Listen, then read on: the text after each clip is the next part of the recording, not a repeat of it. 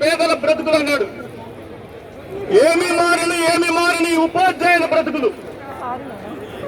గత ముఖ్యమంత్రి 2017 జూన్ 21వ తారీఖున మన ఉపాధ్యాయులందరినీ రోడ్ల పాలు చేస్తే ఆయనకంటే ఆచంటగరుడు అని చెప్పి ఈ ముఖ్యమంత్రి ఈ డిసెంబర్ 11వ తారీఖు మన రోడ్ల పాలు చేశాడు. ఏం మారింది? ఈ ఉపాధ్యాయుల పట్ల ముఖ్యమంత్రుల వైఖరి ఏం మారింది? ఏమీ మారలా.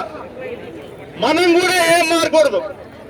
మనం ఆ రోజు ఏ పోరాటం చేసామో అదే పోరాటం మనం చేయాలి. పాలకులు కొత్తగా వచ్చు, పోరాటానికి మనం కొత్త కాదు. పోరాటం చేస్తాం, మాన్యువల్ కౌన్సిలింగ్ సాధిస్తాం. మాన్యువల్ కౌన్సిలింగ్ సాధించేంత వరకు, ఇక్కడ ఉన్నటువంటి చిట్ట చివరి ఉపాధ్యాయుడు అరెస్ట్ అయ్యేంత వరకు ఈ పోరాటం కొనసాగుతుంది. మీరు దాన్ని గమనించుకోవాలి. 2017 జూన్ 21వ తారీఖున మహిళా ఉపాధ్యాయుల చైతన్యంతో 13 జిల్లా విద్యాశాఖ అధికారులు పికెటింగ్ చేస్తే అప్పుడు ముఖ్యమంత్రి ఆదల బాదల విద్యాశాఖ మంత్రి గంటా శ్రీనివాసరావు పరుగులు పెట్టించాడు. మధ్యరాత్రి పరుగులు పెట్టించాడు. మొత్తాన్ని వైజాగ్ పిలిపించుకొని మనం ఏదైతే ఫ్యాక్టోగా డిమాండ్ పెట్టామో ఆ డిమాండ్ మొత్తం మీద విద్యాశాఖ మంత్రి ఆ రోజు ఉన్నటువంటి గంటా శ్రీనివాసరావు సంతకం పెట్టాడు. ఈ రోజు ఉన్నటువంటి విద్యాశాఖ మంత్రి ఆదిమూలపు సురేష్ గారు సంతకం పెడతారా పెట్టరా? నువ్వు పట్టకపోతే విద్యాశాఖ మంత్రి గారు, ముఖ్యమంత్రి గారు ఈ ఉపాధ్యాయ శక్తి ఏమిటో, ఈ ఉపాధ్యాయ బలం ఏంటో పక్క రాష్ట్రం ఉన్నటువంటి కేసీఆర్ అడుగు, లేదా నీ ఎదురుగా చూస్తున్నటువంటి మాజీ ముఖ్యమంత్రిని అడుగు, ఇప్పుడు ప్రతిపక్ష నేతను అడుగు. ఉపాధ్యాయుల చైతన్యం అంటే కేవలం ఇదేదో బదిలీలకు సంబంధించిందే కాదు, కేవలం బ్లాకింగ్ సంబంధించిందే కాదు. ఉపాధ్యాయుల ఆత్మ గౌరవానికి ఈ పోరాటం చేస్తా ఉన్నాం. ఈ రాష్ట్రంలో ఉన్నట్టు విద్యాశాఖ అధికారులు వింత వైఖరి. మేము నీతి పరులు అనేటువంటి ముసుగేసుకుంటూ చాలా మంది వాళ్ళు నీతి పరులు అని చెబుతా ఉన్నారు. ఈ జిల్లాలో 42 మంది ముఖ్యమంత్రి బదిలీలు జరిగినాయి.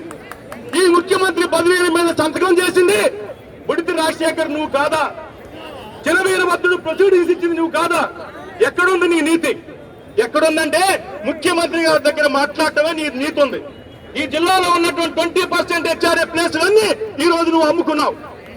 నువ్వు రాజధాని కేంద్రంగా ఈ 20% పోస్టులు అమ్ముకోవడానికి ఒక కేంద్రమే పెట్టావంటే ఎక్కడుంది నీ నీతి?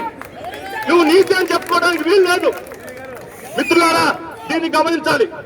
ఈరోజు ఉపాధ్యాయ సంఘాల సమైక్య, ఈరోజు పీడీఎఫ్ఎంఎస్సీల బృందం అందరూ కూడా మాన్యువల్ కౌన్సిలింగ్ సాధించేందుకు పోరాడుతూ ఉన్నారు. మరో ముఖ్య విశేషం, నిన్న సాయంత్రం 4 గంటల వరకు ఈ జిల్లాలో 759 హెచ్జిటి పోస్టులు మాత్రమే బ్లాక్ చేశారు. మళ్ళీ రాత్రికి రాత్రి 140 హెచ్జిటి పోస్టులు మళ్ళీ బ్లాక్ చేశారు. అంటే 1643 కంపల్సరీ ట్రాన్స్ఫర్ లో ఉంటే కేవలం 85 మాత్రమే అదనంగా, కేవలం 5% మాత్రమే అదనంగా ఉండే కొట్టుకు చావండి అని చెబుతున్నటువంటి ఆ రాష్ట్ర విద్యాశాఖ అధికారులతో ఈ జిల్లాలో ఉన్నట్టు విద్యాశాఖ అధికారులు కూడా వంత పాడతారంటే ఉపాధ్యాయ సంక్షేమం పట్ల ఈ రాష్ట్ర ప్రభుత్వానికి చిత్తశుద్ధి ఉందా లేదా అని చెప్పి మనం ప్రశ్నించాల్సిన అవసరం ఉంది. మరి ఈ రాష్ట్ర ప్రభుత్వం వైఖరి మారాలని చెప్పి మనం అడుగుతా ఉన్నాం. మిత్రులారా, గత ప్రభుత్వంలో మనం అనేక ఇబ్బందులు పడ్డాం. మన మధ్యతరగతి ఉపాధ్యాయులు చాలా ఆశాభావంతో ఇప్పుడున్నటువంటి ముఖ్యమంత్రి పాదయాత్రలో అనేక చోట్ల మనం సిపిఎస్ రద్దు చేయాలని చెప్పి మనం ప్లే కార్డ్స్ పెట్టి వెళ్తా ఉన్నాం. ఏమన్నాడు ముఖ్యమంత్రి గారు? నేను వచ్చిన అన్నా నేను వస్తున్నా 5 రోజులు 7 రోజుల్లో నేను సిపిఎస్ రద్దు చేస్తా ఉన్నావు. మరి ఏమైంది జగన్మోహన్ రెడ్డి గారు? నువ్వు వచ్చి 7 రోజులు కాలేదా? నువ్వు సిపిఎస్ రద్దు చేయడానికి నీ పెన్ను పనిచేయట్లేదా? నీ పెన్ను పనిచేయడానికి కావాల్సిన ఇంకునే ఈ ఉపాధ్యాయ ఉద్యోగం ఇస్తుంది. నువ్వు సిపిఎస్ రద్దు చేయమని చెప్తా ఉన్నావు. ఇలాగే మన పెద్దలు మాట్లాడారు. నేను ఫైల్ నడుపుతున్నా ఉన్నాం. 5 సంవత్సరాల ఫైల్ నడిచింది, ఇప్పుడు 1 సంవత్సరంన్నర ఫైల్ నడిచింది. ఈ ఫైల్ నడుస్తూనే ఉంటది. మరి ఖచ్చితంగా ఈ ఉపాధ్యాయ ఉద్యోగం, ఈ ముఖ్యమంత్రి గారి మొండి వైఖరి, ఈ రాష్ట్ర విద్యాశాఖ అధికారుల మొండి వైఖరి, ఈ మొండి